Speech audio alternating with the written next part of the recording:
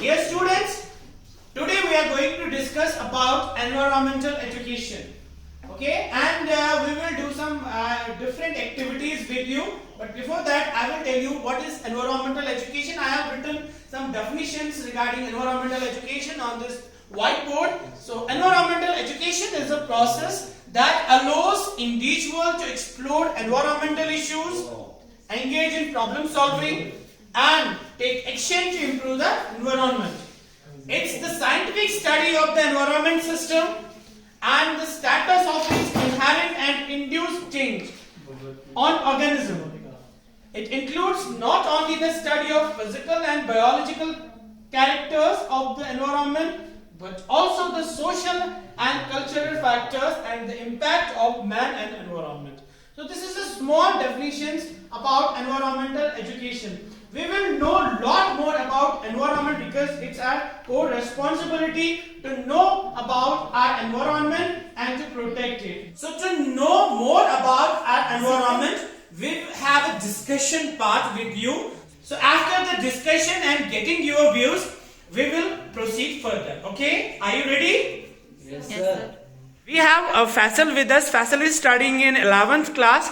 Faisal, could you tell me what is environmental pollution? Sure, sir. The contamination of the physical and the biological components of the earth atmosphere system to such an extent normal environmental processes adversely affected. Okay, Faisal, could you explain it in Urdu language? Yes, sir. Sure. माहौलियाती आलूगी हम उसको कहते हैं जिसमें हमारे जो माहौल के सबसे दो बड़े हिस्से फिजिकल एंड बायोलॉजिकल कंपोनेंट जिसमें मतलब ये पौधे आते हैं, पानी आता है, हम लोग आते हैं, इसमें हमारे बायोलॉजिकल कंपोनेंट्स भी आते हैं जिसमें मतलब लिविंग थिंग्स इंसान, पानी, पेड़ पौधे आते हैं, हमको मतलब उसको बचाना है।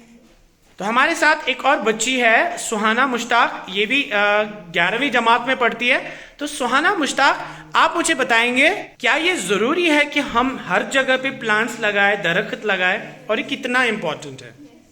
हम दरख्त लगाने से हमारा माहौल साफ रहता है और मतलब इससे क्या हो सकता है? ऑक्सीजन मिलता है और जंगली जानवर से रहता है। वेरी गुड, बहुत ही अच्छा, बहुत ही अच्छा। मेरे साथ में एक और बच्चा है इमाद, ये भी 11th क्लास में पढ़ता है। इमाद, क्या आप मुझे आप बता सकते हैं ये वाइल्ड लाइफ सेंचुरीज क्या होते हैं? क्या आपने कभी इसके बारे में पढ़ा है?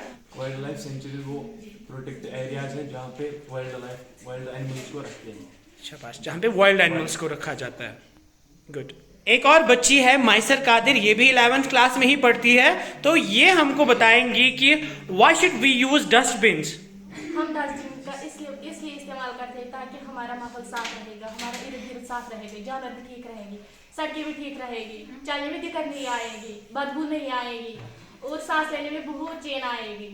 अच्छा, क्या आप अपने घरों में या घर के बाहर डस्टबिन्स का इस्तेमाल करते हो? सर, तो वो कौन सी जगह है जहाँ पे हमको डस्टबिन्स का इस्तेमाल करना? क्लासरूम, अपने घरों में, सड़कों पे और कहीं जगह। Very good, very nice. एक और बच्ची है तजल्ली, तो तजल्ली भी 11th क्लास में ही पढ़ती है। तजल्ली, क्या आप मुझे बता सकते हैं why is it important to protect our environment? माहौल बचाना इसलिए जरूरी है क्योंकि इससे हम अपने माहौल को बचा सकते हैं, जैसे कि noise pollution, air pollution, water pollution वगैरह से बच सकते हैं। Okay, good. सो हमको अपने माहौल को बचाना चाहिए। Very nice. तो सीरत एक और स्टूडेंट है हमारे साथ। सीरत, क्या आप मुझे बता सकते हैं कि हमको ज़्यादा से ज़्यादा प्लांट्स क्यों लगाने चाहिए? सर, क्योंकि हमें पेड़ लगाने से बहुत अच्छी ऑक्सीजन मिलती है, जानवरों के घर भी बच सकते हैं और शायद इरोजन भी नहीं होगा। अगर पेड़ ना होते तो हमारी जिंदगी भी नहीं होती। तो शाइस्ता भी है हमारे साथ। शाइस्ता, क्या आप मुझे बता सकती हैं डिफॉरेस्ट्रेशन क्या होता है? हाँ, अच्छा, कुल चाटणं प्रोसेस तच बनाना डिफॉरेस्ट्रेशन। शाबाश। क्या अस पज ना कुल चाटिंग? अच्छा, अस पज ना कुल चाटिंग क्या? गुड। मेरे साथ साइमा भी है। तो साइमा, क्या आप मुझे बता सकते हैं व्हाट इज एफॉरेस्ट्रेशन? या एफॉरेस्ट्रेशन टर्म आपने पढ़ा होगा, क्या मुझे बता सकते हैं एफॉरेस्ट्रेशन क्या होता है? Yes, sir. Afforestation is the process of planting more and more trees in order to prevent soil erosion. Very nice. तो फैजान फारूक मुझे बताएंगे कि हम अपने माहौल को कैसे साफ और पाक रख सकते हैं। हमें अपने माहौल को साफ रखने के लिए डस्टबिन का यूज़ करना चाहिए। हाँ जी, और कुछ? हमें सड़क पर कूड़ा करकट नहीं डालना चाहिए। Very nice. हमें एनवायरनमेंट एजुकेशन पढ़ना चाहिए। उससे ये सबक मिलता है कि हमें अपने माहौल को साफ रखना चाहिए और नदी नालों में कूड़ा करकट नहीं डालना चाहिए। Very good, very good.